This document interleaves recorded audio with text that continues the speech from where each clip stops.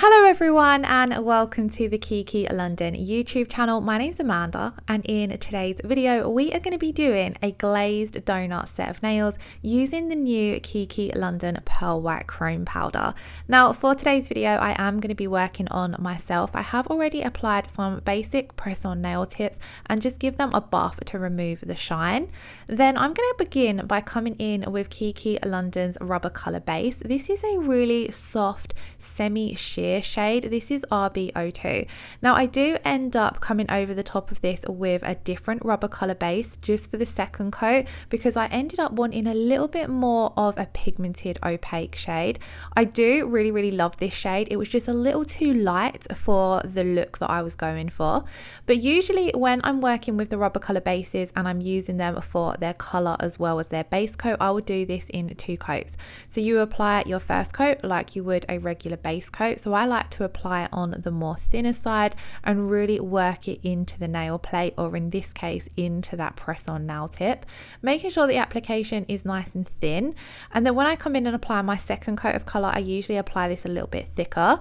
Now with the rubber color bases, you can use them as a regular base coat, so you can just use them in one coat and then come over the top of them with a gel polish shade of your choice, or you can use them in two coats. So you can use one coat for your base coat and then the second coat to get the color from the actual rubber base to come through a little bit more and look a little bit more opaque. So that was my plan for this video. So I've done my first thin coat, trying to get my application as neat as possible around that cuticle area, but I was struggling a little bit today with my application. It was just a little bit off. I could have worked a little bit neater.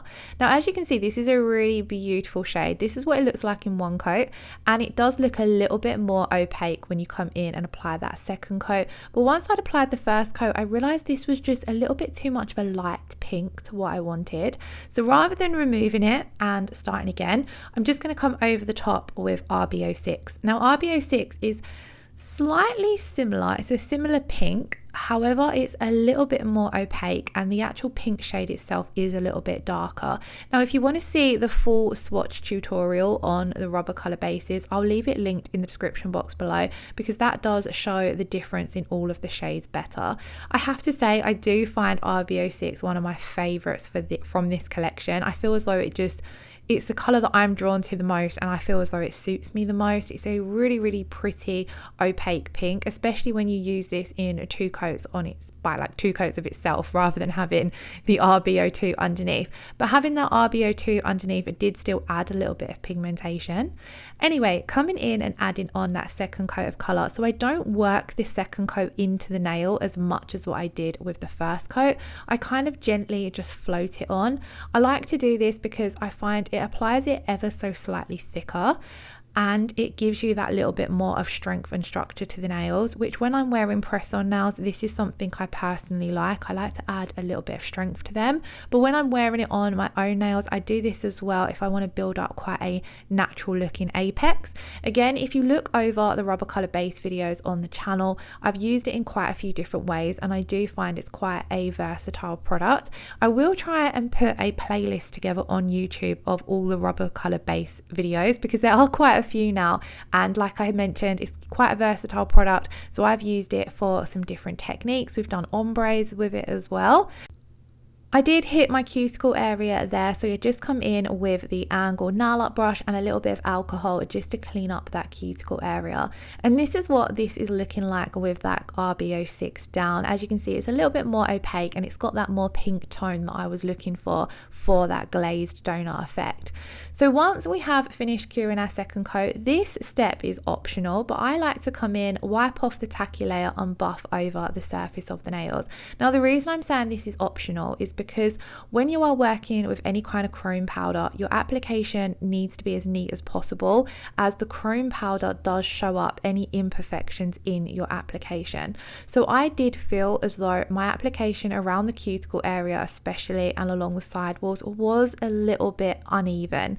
So what I decided to do was wipe off that tacky inhibition layer left behind from the rubber color base, and I'm just going to come in with my buffer and buff around focusing on that cuticle area and the sidewalls, but I did end up just coming over the entire nail just to make sure everything was even and as smooth as I could get it. Now, the reason I said this step is optional is because I don't always do this. If I've had a better application, I won't see the need to do this. So if you've applied your rubber color base and your application is spot on, you can skip doing this step. I did neaten up my free edge with the file as well, just because I wanted it to be a little bit more crisp. Again, completely optional step. It's going to depend on how you're working, the nails you're working on. Like if you're working on short nails and they're not necessarily got any extension to them, you wouldn't probably need to do this step.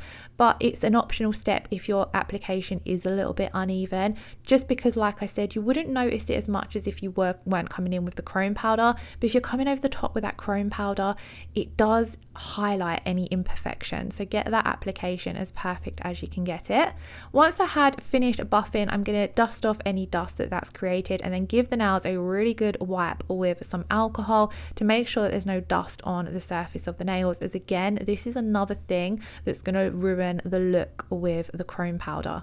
Now, before you apply your chrome powder, you do need to come in and apply a no wipe top coat. It's really important that it is a no wipe top coat because you need to apply your chrome powder into a cured no wipe top coat.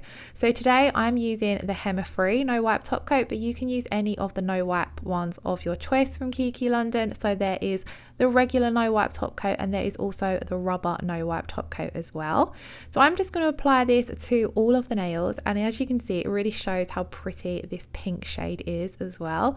So I'm going to apply this to all of the nails, and the HEMA free no wipe top coat does require a 60-second cure. So once I've applied that, I'm going to pop this in to cure for 60 seconds. All of the Kiki London top coats do have the cure times written on them, so if you're ever unsure, do just check your bottles. A lot of them are a 30-second cure.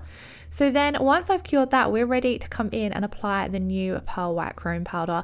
I am absolutely loving this. I did do a quick demo using it to show how you can create glazed donut or HAILEY BEIBER nails, depending on what you want to call the trend, but I really wanted to do it on myself. So I'm going to come in using the applicator that's provided when you purchase the chrome powder. I'm going to pick up a small amount of that chrome powder and we're going to start rubbing it into the nail. Now I just went in an up and down motion. You can use a circular motion. It doesn't matter too much. You're just going to make sure that you're giving it a really good rub in, and you want to make sure that you're covering that entire nail. So you want to make sure that you're really getting around that cuticle area and down the side walls of the nail as well. Anywhere that you miss with the chrome powder, once it's top coated, it's going to be really highlighted that that area hasn't got that pearlescent finish.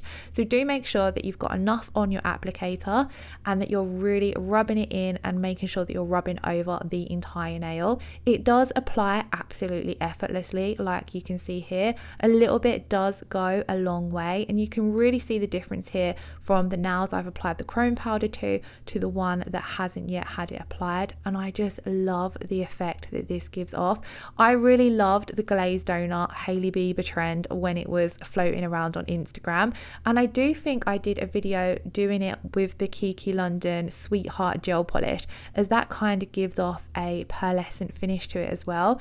But I had never actually done it using chrome powder, as I didn't have a chrome powder in my collection. So I was really excited when Kiki released this one, as it is absolutely stunning, and you can create so many amazing designs with this as well. You could layer some further nail art on the top of this if you wanted. I did quickly run over the nails using the clean side of that applicator just to make sure any excess powder was burnished in, and then I'm going to take my Kiki London dust brush and dust away any excess powder that's remaining. And as you can see, once you come over with the dust brush, you're left with that super smooth pearlescent finished. Now as you can see around the cuticles, I have still got some chrome powder. We are going to clean this off, but I would highly recommend top coating first and then cleaning off any of that chrome powder that's stuck in around the sidewalls and the cuticle, because if you go in with alcohol or an alcohol wipe and start trying to clean up the cuticles, you are more than likely going to hit the nail and take the chrome powder off the nail. So it's better to come in, top coat, seal in your chrome powder first of all, and then come in and clean up. Now to seal in any kind of chrome powder or nail art, I highly recommend using the Kiki London No Wipe Rubber Top Coat. Because it's a rubber top coat, it has a slightly thicker consistency, so it just seals in any kind of nail art absolutely beautifully. You don't get any chipping or anything like that. And I know when you're working with chrome powder, it can be like one of the top questions I see anyway is, why is my chrome powder chipping? And a lot of the time I find that it's probably because it needs to be sealed in a little bit better, and you can do so doing that easily with the No Wipe Rubber Top Coat. Now if you don't have the rubber top coat, or if you're using the HEMA free range, you can double top coat. So you would do one layer of top coat, cure that for 30 seconds, and then come in and do your second layer of top coat and then give that a full cure. But I just personally would recommend, if you can, reaching for the No Wipe Rubber Top Coat. So now we've cured our top coat, we can come in and really clean around those cuticle areas and get rid of all that excess chrome powder without worrying about taking off any of the chrome powder that's on the nail, because that's sealed in by the top coat. So again, using one of the Kiki London alcohol wipes, I'm really rubbing, removing any of that excess chrome powder. It can be a little bit stubborn, it does like to get in all the little grooves, so do give it a good scrub. And then once you've done that, you are finished and ready to come in and apply your cuticle oil. So today I decided to use the Fresh Rose, so I'm just going to apply a little drop of that to all of the nails and give that a good rub in to nourish and replenish the cuticles.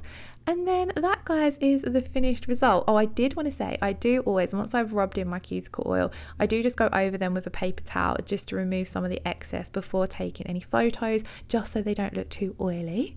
So then this is the finished result. I really loved how they turned out, and I really love how easy it is to do this trend using the new Pearl White Chrome Powder. So if you haven't already checked it out, I would highly recommend it.